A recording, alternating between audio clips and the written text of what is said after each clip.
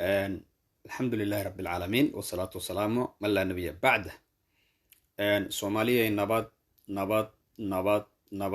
nabad baa naruuri iyo naas la nuugiyo barwaaqo iyo naruuro leh. Soomaaliya nabad. Dhammaan dadka Soomaaliyeed waxaan ugu baaqayaa nabadgelyo, baraaro, barwaaqo, caafimaad, horumar, isjecel meel kasta oo dunida ay ka joogaan. Gaar ahaan waxaan baaqaa nabadeed u dirayaa dadka reer Puntland, dowladda Puntland, shacabka Puntland iyo dadka madaqada ku dhaqan ee Soomaaliyeed. Runtii Puntland dhowr iyo 20 sano aan soo dhaafnay waxay ahayd meel xasiloon, nabadgelyo ay ka jirto, horumar uu ka jiro, barwaaqo ay ka jirto, waxbarasho ay ka jirto, u dhaqmayso qaab bini'aadanku sida u dhaqmo oo ah in la isnabadgeliyo, daris wanaag oo dadku ay wax wada qabsadaan. Arrintaasi Puntland runtii ilaahay ka sokow isagama imaanin. Rag ayaa u guntaday, rag ayaa meel walba gacanta u geliyey. Gaar ahaan waxaa la sheegaa inta badan nabadgelyadaas cidda salka u dhigtay inay tahay nimanka salaadiinta ah ee isimyada ah. Dhammaan nimanka dhaqanka marka la isu geeyo ayaa isimyada ah ayaa nabadgelyada waxay u ahaayeen udub dhaxaad.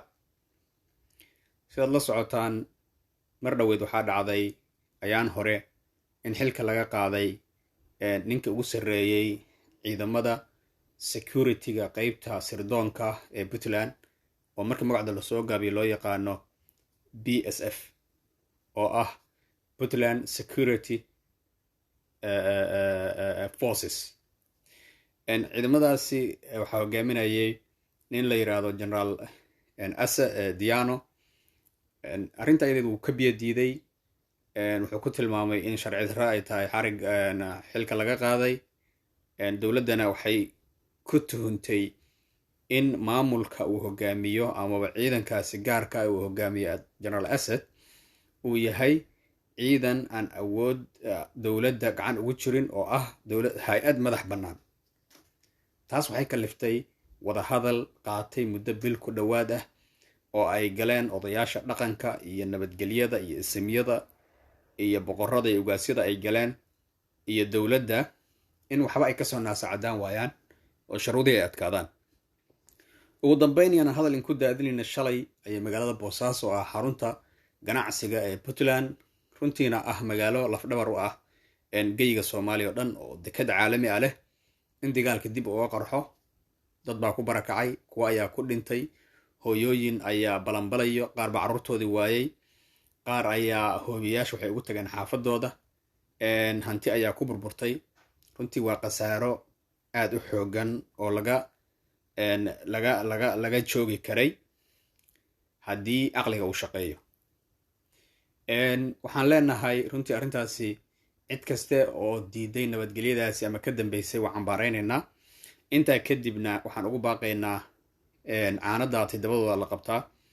Weli waynu roonnahay, intii dhimatay ilaahay baa u qadaray, laakiin inta ku xigto aqligu ha shaqeeyo, nabaddu ha shaqayso.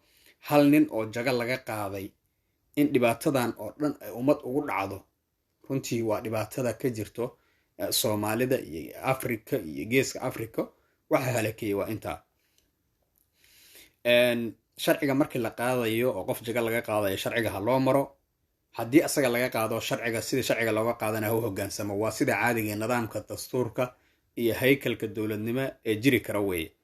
Haddii labada xaala mid la waayo, runtii waxaa dhacayo hadba sidii loo kala muruq weyn yahay in la isu dilo. Marka waxaan ugu baaqaynaa Puntland waa meeshii looga dayan lahaa nabadgelyada, horumarka, barwaaqada iyo ilbaxnimada. In maanta dhowr iyo 20 sano 30 sano ku dhowaad mar kale ay cagaha la gasho dagaal sokeeye oo hooyooyinkii la qaxiyo, oo carruurtii la qaxiyo, oo hantidii la burburiyo, oo wixii la dhisay oo lagu dhimanayo intaasi dib laga soo bilaabo, waa caqli haba yaraatee aan shaqayn karin. Waxaan idin leenahay walaalayaalow, caqligu ha shaqeeyo, nabadda cid walba ayay dan ugu jirtaa. Madaxweynaha iyo booliiska iyo militariga iyo hooyada yaanyada gadayso kulligood nabadgelyada waa u dan. Nabad baa naas la nuuga leh, xaqiiqda markii laga hadlo weeye. hebel baa muruq weyn iyo hebel baa meel qabsada iyo gaari baa la qabsada waxaani meel ay tegaysa ma jirto wax la kala qabsadayna ma jiro dadkan waa dad ehel ah waa dad isku dan ah waa dad aan meel kala aadaynin waa isku deegaan waa hooyo laba ay kala dhashay waa ilmo habreed waa aseedi waa cid walbo waa walaalo waa isku dan aqliga ha shaqeeya labada dhinacba dagaalka hala joojiyo gaar ahaan cidda ehelka u ah oo ah dowladda ha joojiyeno dowladda uu hogaamiyo Siciid Dani dagaalkan ha joojiyeeno dhinaca kale ee kasoo horjoodana ha qaateen nabadgelyada wassalaamu calaykum waraxmatullaahi wabarakaatu